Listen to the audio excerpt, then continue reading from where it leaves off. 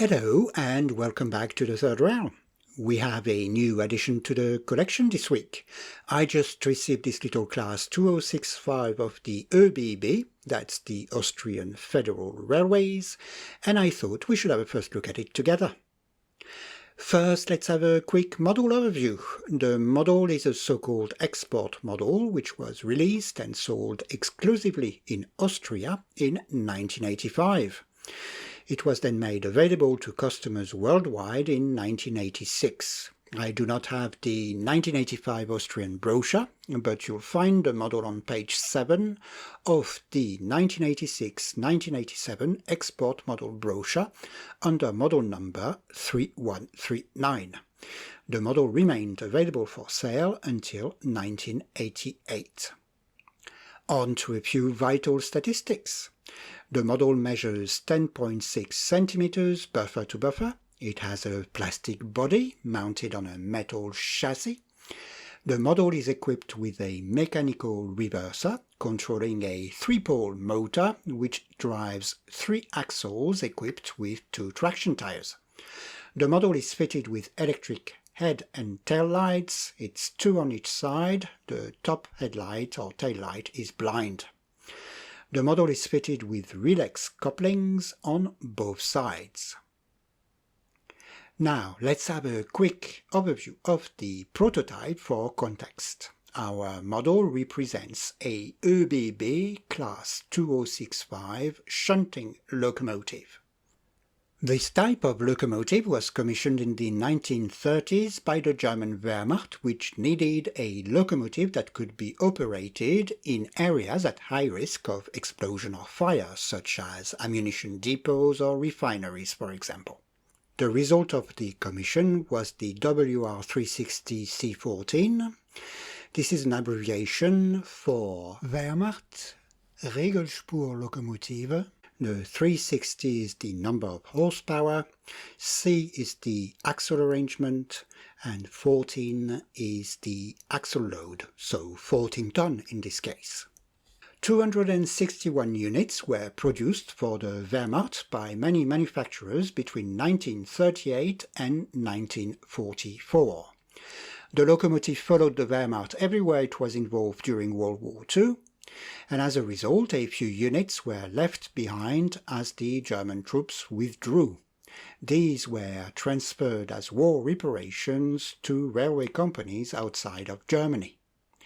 The majority of the units remained in Germany, though, and were taken over by the Deutsche Bundesbahn. There it was classified as V36, then renumbered to V236 in 1968, and in the Deutsche Reichsbahn, the class kept its V36 classification, maybe sometimes V10, and was finally renumbered to class 103 in the 1970s. Our prototype was built by Deutz and delivered to the German Wehrmacht High Command in 1944. Its first assignment is unknown, but it found itself in the first inventory taken at the creation of the Austrian National Railways in 1946. In 1953 it was renumbered to its final ÖBB classification, so 2065.01. It was actively used by the ÖBB until 1957, then parked until its official withdrawal in 1968. This coincided with its transfer to GKB, which is the Graz Köflacher Eisenbahn- und Bergbaugesellschaft. The locomotive was heavily modified during the remainder of its life. It first received a more powerful engine and its motor housing was reduced in the 1970s. Then in the 1980s its cab was remodeled. The locomotive was withdrawn in 1991 following mechanical damage and finally dismantled in 1993. None of the Class 2065 locomotives remain in preservation today. This completes the high-level overview. You'll find credits and links to information in the video description down below, as usual. So let's have a look at my 3139 now. The locomotive arrived in its original box, which is good. The box is in excellent shape. It's the right model numbers on the side, and there's not that many storage marks. It's a good start, I'd say. Let's have a look inside the box now. We can see that the cover for the tray is yellowed, usual disease with the plastics from that era. I think we've got some instructions. Yes, we have. The little 3146 sheet is important because the model isn't opened the usual way, usual Märklin way. Let's take the model out of its box now. Yeah, doesn't look too bad. Very nice green. So let me get a presentation rail and we'll have a closer look. And there we are, and my first impression is an excellent one. I think the paint looks to be in pristine condition, and at least on that side anything plastic still seems to be where it should be. The seller didn't lie as far as the condition was concerned. Let's look around a bit. Of course, at the back of the cab things change a bit, but that's a common problem with this type of model made with this tooling. The windows that should be at the back of the cab have a tendency to drop off. Now, usually they fall in the box, so let's see if I was lucky. I'll check the box, and indeed we've got two windows there. Let me just fish them out, and then I'm going to clip them back on. I'll apply a bit of glue later on, but for now, for the presentation, that should be enough. So there we are with our windows. I like this model and this tooling because it's one of the first models from Märklin where you have a see-through cab. Normally you don't see anything because that's where the motor is located. So elsewhere on the model, everything is where it should be. There's no brakes. Even the little handlebars at the front are all intact. The step ladders haven't broken off. The couplings are there. Perfect. Even the grey roof, which has a tendency to be scratched, is in perfect condition. So, not bad at all. Let's see if the model behaves as well as it looks now. So let's move to the layout. I'm going to rail the model. There we go. And I'll move the shot a bit closer so you have a better view. There we are.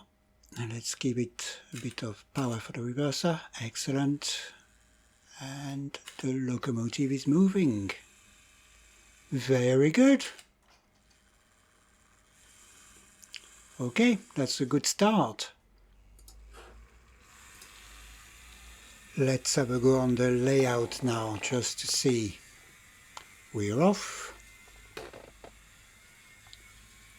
Look at this beautiful thing disappearing in the distance.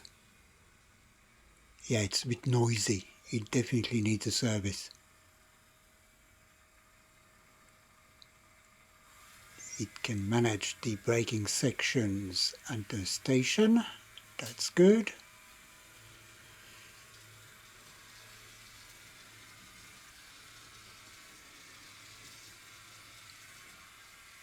Yeah, not bad. The lights are working, which is also a bonus.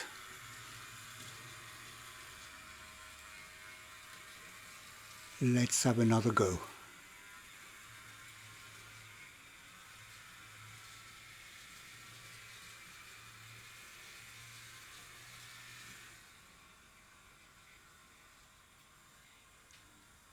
It looks a bit wobbly. We'll check the traction tires a bit later.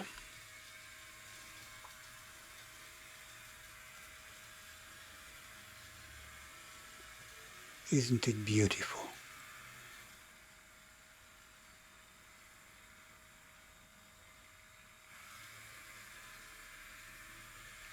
It's a bit jumpy after the braking section, and if you look on this contact track, it stops briefly. It's got a ground connection problem. Okay, let's bring it back. We won't struggle with it further today on the layout, I think. Let's check the traction tires quickly. Yeah, they look a bit loose from here. Let's just apply a bit of pressure and check.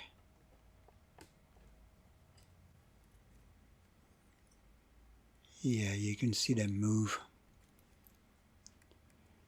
Unless it's a bit of grease. No, they're definitely loose. Let's check the other side.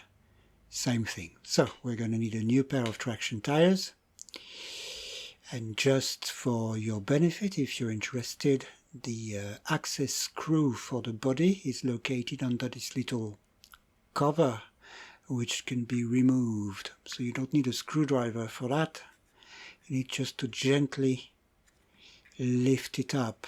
I'm not going to lift both sides up, but both sides can lift up and you can remove the cover entirely. And that reveals the screw underneath. And that's the screw you need to loosen to be able to remove the body. Okay, right. I've got a bit of work to do on this one.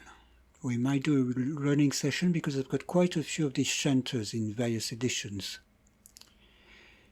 Okay, so for now I think it's time to end the video. And we're gonna flip back to a shot of the locomotive moving. It's still a beautiful little thing. It will be even better when I'm done with its service. So I'd like to thank you very much for watching. It's very much appreciated. Thank you very much for all the subscriptions and likes you are giving me. That's all very rewarding, and it also helps the channel in reaching a wider audience. Thank you very much again for this. Bye for now.